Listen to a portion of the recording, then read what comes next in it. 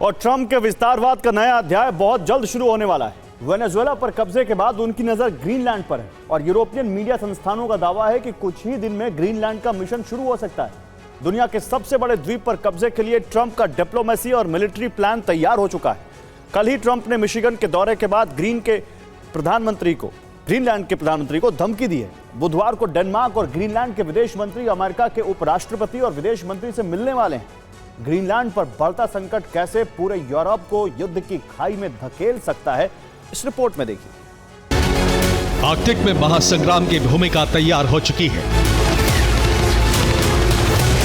Trump ने ऐलान कर दिया है कि वो ग्रीनलैंड लेकर रहेंगे और ग्रीनलैंड की सरकार भी अड़ गई है कि जान देना मंजूर है, लेकिन अमेरिका की गुलामी नहीं। कुछ दिन पहले ही जिस डॉग स्लेज आर्मी का मजाक ट्रंप ने उड़ाया था, वो -60 डिग्री सेल्सियस के तापमान में अमेरिका की हाईटेक फौज से टकराने की तैयारी में जुट गई है। जिस वक्त अमेरिका के राष्ट्रपति मिशिगन के दौरे पर थे, उससे कुछ घंटे पहले ग्रीनलैंड के पीएम ने मीडिया से बात करते हुए अपना रुख साफ कर दिया। ग्रीनलैंड के रुख से साफ है कि वो ना बिकाऊ है, ना हथियारों के दम पर झुकने वाला है।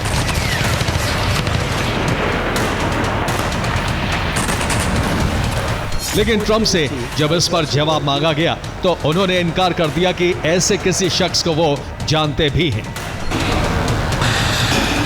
ट्रंप सिर्फ जानते हैं तो ये कि उनको ग्रीनलैंड लेना है, लेकिन अगर बातचीत से बात नहीं बनी और जंग की नौबत आई तो इसके परिणाम भयंकर हो सकते हैं, क्योंकि ये खेल आर्कटिक के प्रवेश द्वार पर कब्जे का है। अरबों खरबों डॉलर के प्राकृतिक संसाधनों का है। यूरोप की सुरक्षा शील्ड नेटो का है। अमेरिका ने ग्रीनलैंड पर हमले किए तो नेटो के अस्तित्व पर खतरा हो सकता है। यूरोप के देशों के साथ अमेरिका का युद्ध छिड़ सकता है। रूस चीन भी इस जंग में कूद सकते हैं।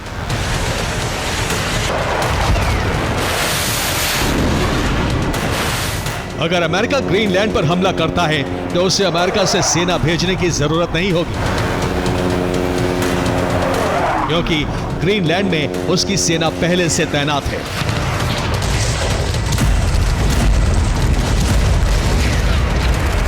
ग्रीनलैंड में यूएस का पेटोफिक स्पेस बेस है। यह ग्रीनलैंड के उत्तर पश्चिमी क्षेत्र में मौजूद है। ग्रीनलैंड में मौजूद यही बेस यूएस का सबसे उत्तरी ठिकाना है। बरसों से यहां अमेरिका का मिसाइल चेतावनी रक्षा का केंद्र है। यहां अमेरिकी सैटेलाइट कमांड कंट्रोल स्टेशन है। अमेरिकी सेना की मौजूदगी डेनमार्क अमेरिका में समझौते की वजह से है। कई साल से यूएस यहां सैन्य ठिकाना चला रहा है। अगर जरूरत पड़ी तो यहीं से अमेरिकी सेना ग्रीनलैंड में ग्राउंड ऑपरेशन शुरू कर सकती है। लेकिन सवाल यह है कि अगर ग्रीनलैंड पर हमले हुए तो नेटो का रुख क्या होगा, क्योंकि डेनमार्क नेटो का संस्थापक सदस्य है और अमेरिका का पुराना सहयोगी है। नेटो प्रमुख से जब यह सवाल पूछा गया तो उन्होंने राजनयिक अंदाज में जवाब दिया। फिलहाल ग्रीनलैंड के मुद्दे का डिप्लोमेटिक हल खोजा जा रहा है।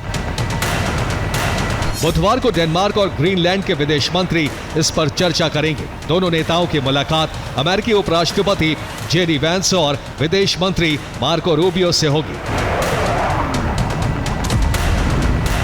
यूरोप के देशों की कोशिश है कि मामले को शांति से सुलझा लिया जाए। इसके लिए नेटो के अंदर चर्चा भी हो रही है। ईयू ने 3 चरणों का प्लान तैयार किया है।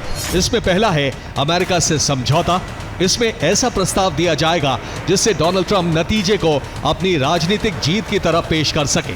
साथ ही डेनमार्क और ग्रीनलैंड की संप्रभुता पर कोई सवाल न उठे। दूसरा तरीका है वॉशिंगटन पर आर्थिक दबाव। इस प्लान के तहत अमेरिका पर व्यापारिक दबाव बढ़ाए जा सकते हैं। इसे कूटनीतिक भाषा में ट्रेड बज़ूका कहा जाता है। यूरोप अमेरिका पर टैरिफ बढ़ा सकता है। तीसरा तरीका है ग्रीनलैंड में यूरोपीय सैनिकों की तैनाती। विशेषज्ञों का मानना है कि यूरोपीय सेनाएं अमेरिका का सामना करने में सक्षम नहीं होंगी, लेकिन तैनाती संभावित युद्ध को टाल सकती है। खुद नेटो सचिव मान रहे हैं कि नेटो को तभी बचाया जा सकता है जब यूरोप खुद अपनी रक्षा की जिम्मेदारी ले।